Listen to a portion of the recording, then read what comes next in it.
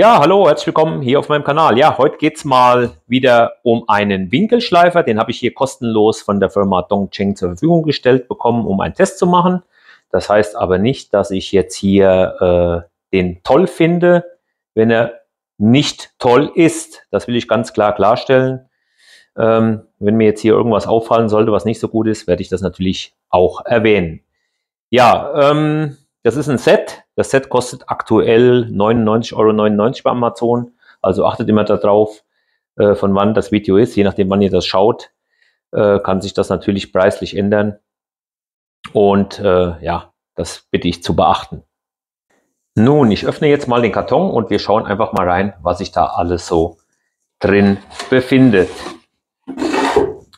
Also, da haben wir als allererstes mal hier so eine Tasche, wo ich nachher alles rein tun kann. Finde ich persönlich gar nicht mal so schlecht, weil ich habe mehrere Winkelschleifer von verschiedenen Herstellern und ja, manche kommen sogar mit Koffer, mit so einem Kunststoffkoffer, wo man wirklich nur genau diesen Winkelschleifer reintut. Ich weiß nicht.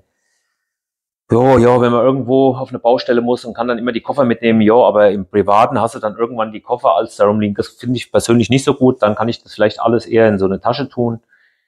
Also macht mir persönlich jetzt erstmal schon mal Freude. Mal so eine Tasche ist mal was anderes. So, Bedienungsanleitung gucke ich natürlich nicht rein. Und ja, dann haben wir hier auch noch nicht gesehen. Einmal hier den Schutz für normale Schleifscheiben und dann haben wir hier noch so einen dicken Schutz. Muss ich ja doch mal gucken, was die da mit betreiben. Ach so, das nehmen die wahrscheinlich hier so als Schleifbock. Wenn ich hier so eine dicke Scheibe drauf mache, kann ich mir meine Wicknadel oder sowas schleifen. Könnte ich mir vorstellen, dass das sowas ist. Oder Meißel oder so. Interessant. Ja, dann haben wir hier das Gerät. Erinnert mich irgendwie an irgendeine Marke. Fällt sie nur nicht gerade ein, von der Farbe her so. Ja, 8500 Umdrehungen nur. Andere Geräte, so, die haben so 10.000, 11.000 so bürstenlose Motoren. Also ist auf jeden Fall mit einem bürstenlosen Motor. Und ich kann auch nur Scheiben mit 115 mm verarbeiten, also keine mit 125 mm. Ansonsten macht es eigentlich einen sehr gut verarbeiteten Eindruck. Ja, kann man jetzt erstmal nichts Negatives dazu sagen. Ja, dann haben wir natürlich hier das Ladegerät, ist mit dabei. Und wir haben hier einen 4 Ampere Akku dabei, geladen. Ja, das ist schon mal gut, weil wenn man das nämlich alles einzeln kauft, kosten meistens so Geräte schon weit über, ja, denke ich mal so 150, 200 €. So, dann haben wir hier noch Schleifscheiben drin.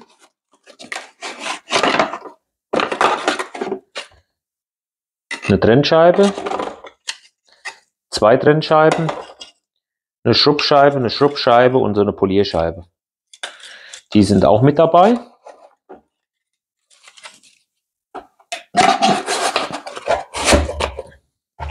Und halt natürlich einmal den Schlüssel, um die Scheiben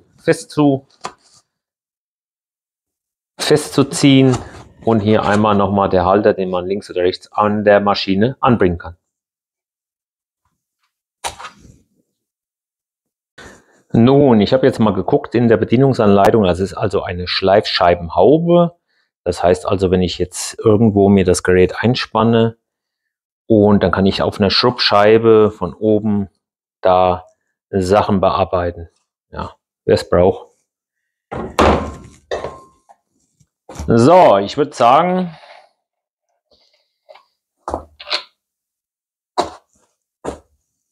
wir machen mal das Griffstück dran.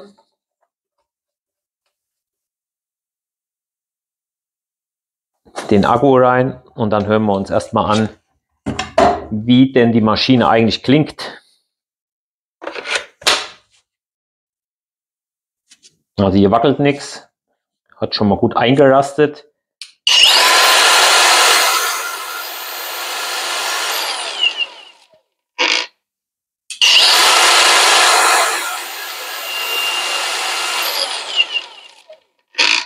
Hört sich jetzt erstmal schon mal nicht schlecht an.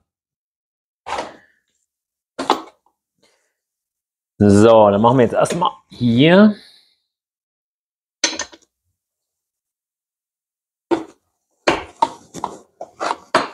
den Schutz fest. Ja, ist halt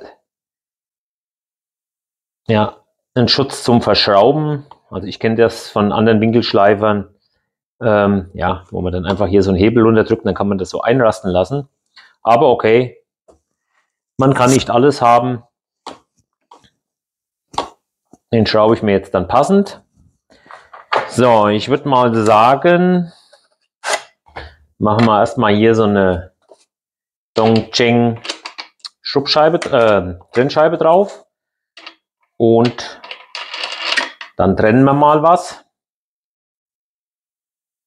Wichtig ist immer vorm Festmachen den Akku raus, weil es könnte ja sein, dass aus Versehen anfängt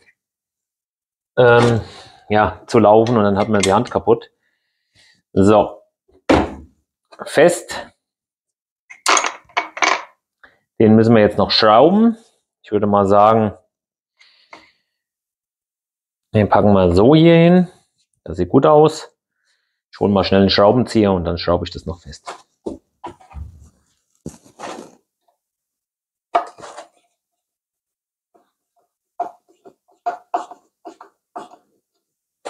So,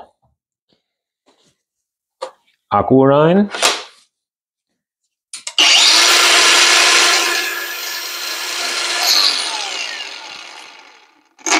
Erstmal unauffällig alles, passt alles.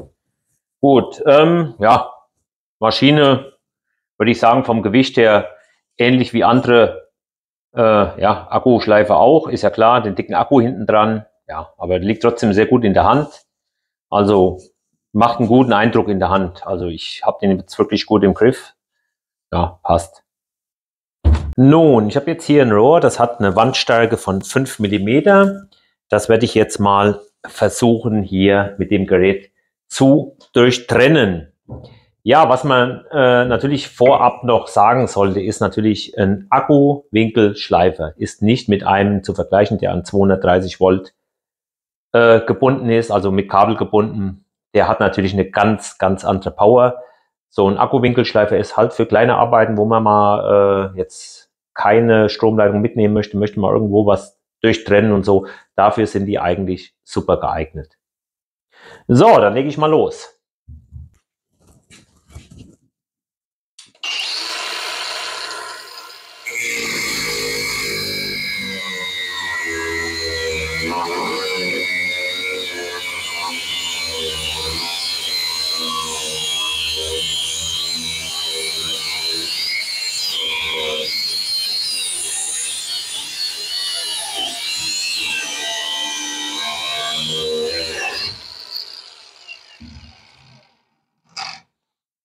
Also das hat er sehr gut gemacht. Also er hat nicht gestoppt oder er hat nicht angehalten.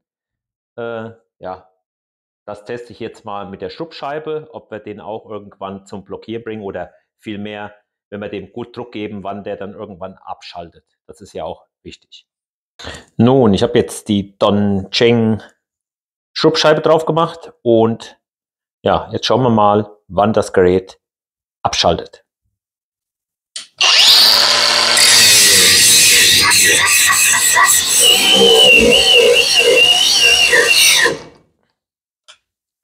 So, da hat er abgeschaltet.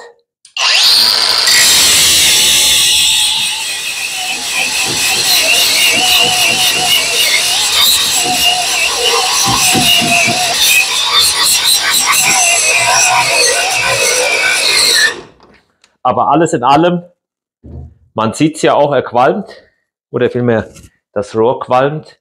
Also ich musste schon ganz schön feste drücken, bis er abschaltet. Das ist eigentlich schon ein sehr gutes Zeichen, weil ich weiß das zum Beispiel von dem Ferex, den ich hatte.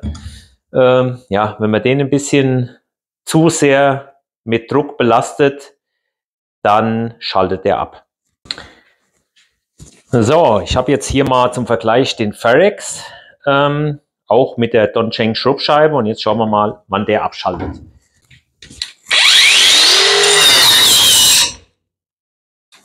So, der hat sofort abgeschaltet, schon nach dem kleinsten Druck, also. Und der Akku ist wirklich voll geladen. Also ich kann es euch zeigen. Na, also der Akku ist voll.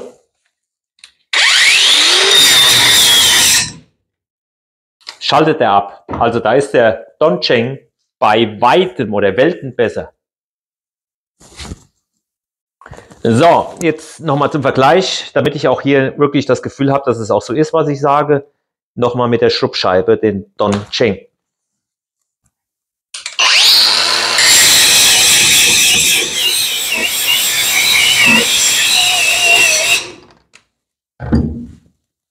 Also es ist so, der hat wesentlich höhere Standzeit, also den kann ich wirklich massiv belasten, ohne dass der abschaltet. Also das ist wirklich was mir echt gut an dem Gerät gefällt.